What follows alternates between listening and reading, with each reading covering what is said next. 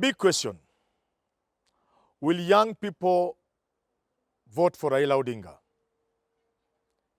Or will they vote for younger leaders? Question number 2.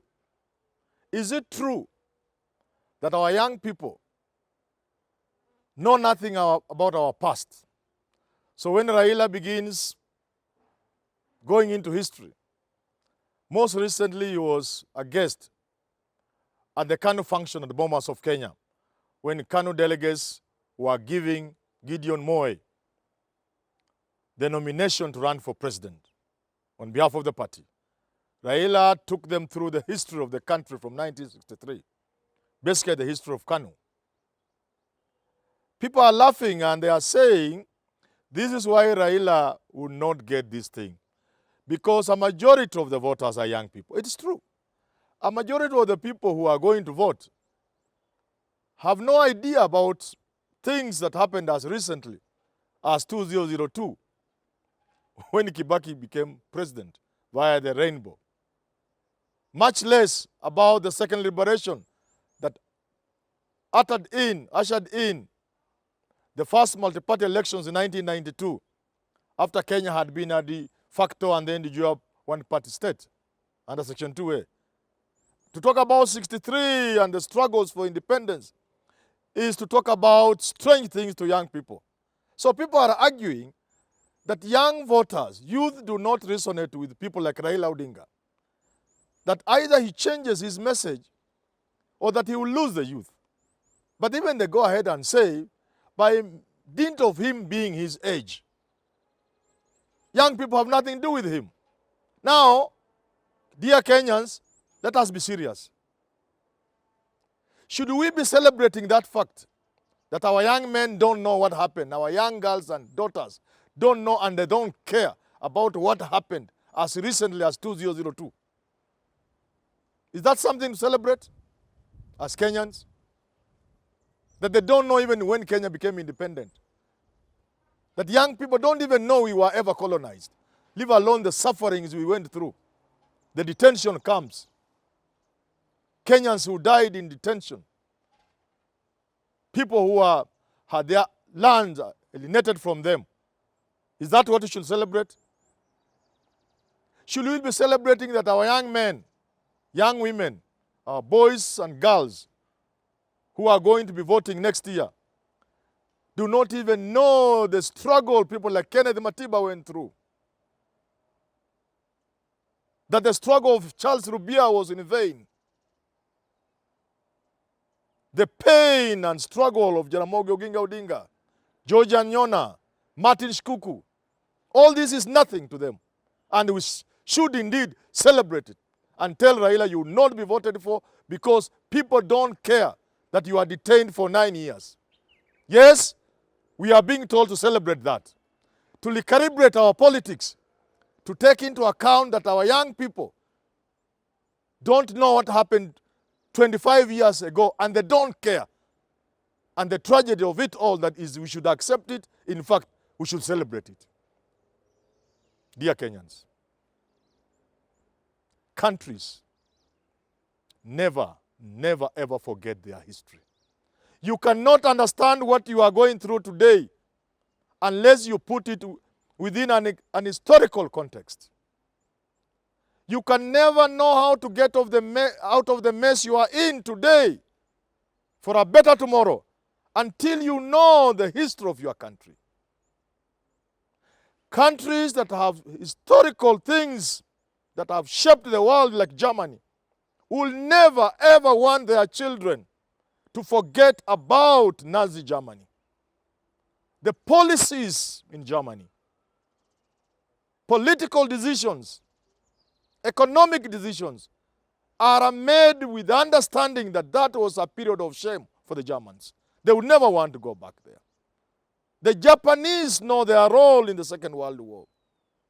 The suffering, the pain, it informs something that features in their constitution. I've forgotten the article or the clause. About them not being involved in military affairs. They don't have even an army. It is a history that informs them. The success of countries like the Asian tigers is informed by the history and the culture of the people. They know where they have come from. Here we are telling our young men and women, we celebrate you for not knowing that Raila was detained for 9 years, to bring the freedom you enjoy today. If you go to America today as a student, you must learn the history of America. If you look at the institutions in America, like Congress, for example, the strength of Congress is informed by the history of America. No taxation without representation. It led to the American War of Independence. They cannot depart from that. They know the meaning of democracy and representation. It is informed by their history, the struggle and the war of independence. Today, we want to tell young people, you are okay if you don't know that we were once a colony. That your grandfathers died in the forest fighting for this country. They shed blood. We are okay. We are suffering from tribalism in this country, derailing us, stopping us from being a first world country. And yet our boys and girls must not know the mistakes our forefathers made, our founding fathers made, the mistakes of Jaramogi Oginga Odinga, Jomo Kenyatta, and other independence heroes. They brought independence, but they proceeded to make mistakes. We are telling our young people that don't try to find out why you don't have a job. Don't try to find out why there's joblessness in this country. Don't try to find out why people are loitering the streets of Nairobi. Don't try to find out why we beg for food from foreign countries. Don't be ashamed to see people in Baringo, fellow Kenyans in Turkana, eating wild roots and tubers. It is even said they eat dogs. It's okay for you to watch Kenyans die of hunger, featuring on CNN, other international media, emancipated people dying of hunger. Imagine to be hungry until you die. You are being told it's okay. Don't care. Don't find out how it started. Don't try to know that our leaders grabbed land. Instead of working to take Kenya on the map after independence, they went to grab things. You are being told it's okay. Fine. Forget. Don't even try to find out. Die from hunger without knowing where our land is. That is what you are being told. Therefore, Kenyans, make your children know what Kenya is. Make your children know where we have come from. I like Raila taking us back to certain points in our history. We need to know why we are where we are. We are good people. But occasionally, even good people make mistakes. Our founding fathers were great people. They fought for independence, but they made mistakes. We need to know those mistakes to correct them, not to repeat them. We don't want another government to come tomorrow and detain people. Don't think these things can't happen. In many of these great countries, children are taught about their country. In some places, it's called cultural literacy. You cannot go to a certain country without learning cultural literacy of that country. Facts about that country you must have, even to live in that country. You have abandoned your country. Foreigners have a field day in this country because nobody cares about Kenya. Only recently, hundreds of thousands of Pakistani people are found. They are in this country, nobody seems to know. They are loitering. They are quarantined. Is quarantine in this country before they go to good countries. That is your country. You don't care about it. We must begin to care about this country.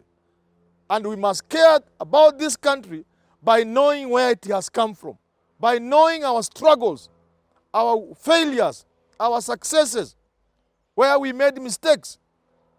That should help us even elect a leader. Because dictators are always futuristic. Because it's very easy to paint a picture of the future. I'll do this for you, I'll make this for you. It's very easy. Demagogues work like that.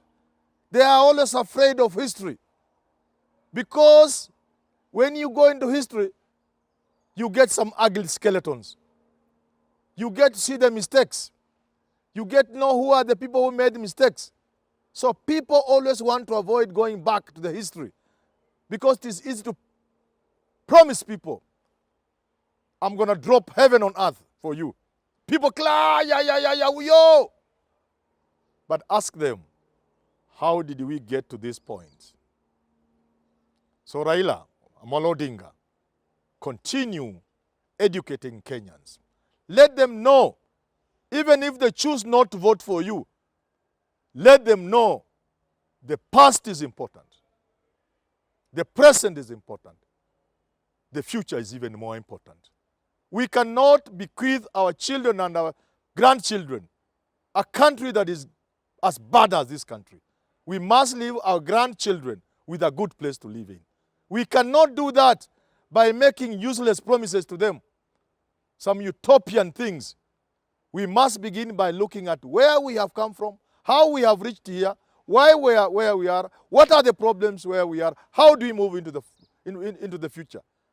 Otherwise, it's very easy for people, because they are running away from history. They don't know how our history is responsible for our mess, why we fight every electoral cycle, why we destroy property, why we have loss of life when we have elections. It's about our history. That's why some people can reduce BBI into a question of positions. Yes, people want to share power. Yet BBI is trying to address our history. Some of our problems that are responsible for the mess we are in. Why Kenyans turn against others. Something we must avoid. So I want to believe, young men, this is your country. If you are listening to me and you are a young man, the future does not belong to me at my age. This country belongs to you. You can't abandon your country. Your fathers have messed this country. You have to take over your country. The country your fathers have messed. It is you who live in this country, in the modern world, where to survive, live alone to live, to survive alone in the future is not a joke. That's where this country is headed. That's why you see people in America, Kenyans, even their parents die, they can't come and bury them because they are merely surviving in America. That is the harshness of the reality of tomorrow. You must take over your country. Grab your country from the fathers who have messed this country. You're not going to do that until you understand how a potentially great country like this has been turned into a basket case. You must understand how we have allowed the tribalism to stand in the way of progress. How we have allowed a few looters to destroy this country. How we have made money everything. How Kenyans worship money, and for that, they don't care about tomorrow. Young men, men and women, take over your country. You cannot do that until you understand the history of this country. I urge people like Professor Magoha, President Uhuru Kenyatta, and those in charge of this country to ensure through education, like other great countries, our young children, young men and women, those in school and colleges, have some way in other countries even compulsory of knowing where we have come from. And Raila, yes, continue telling Kenyans that they need to know where they have come from as they make the decision of who becomes president. Otherwise, they are going to elect demagogues merely because they know how to speak and how to promise things that they will never deliver. Young people, this is your country.